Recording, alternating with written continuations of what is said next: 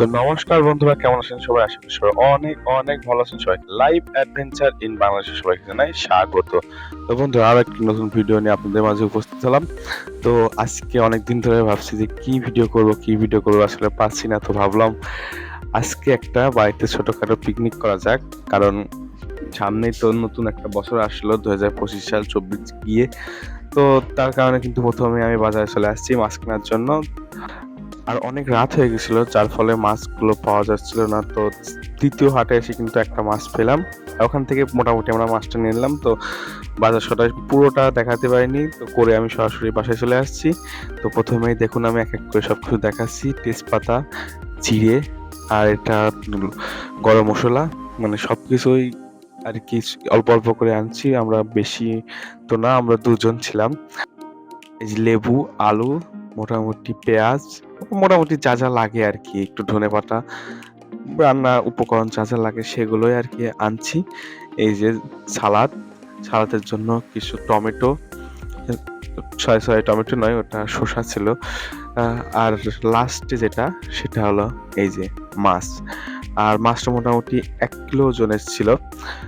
এই যে দেখলে হয়তো বুঝতে পারবেন, আসলে আমরা আগেই বলছি আমরা দুজন ছিলাম। তো যার কারণে ছোট একটা মাছ নিয়েছি, রুই মাছ ছিল। এই যে 1 কিলো ওজনের। প্রথমে এটা আমি সুন্দর ধুয়ে নেব।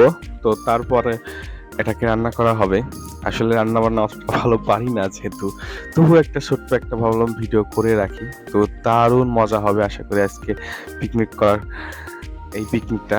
তো চলুন শুরু করা যাক। এই যে প্রথমে কিন্তু আমি কড়াই দিয়ে দিয়েছি, আর মাছগুলো কিন্তু প্রথমেই হালকা করে একটু ভেজে নিচ্ছি, যাতে খেতে সুন্দর লাগে। আসলে বাঙালি মাছে ভাতে বাঙালি।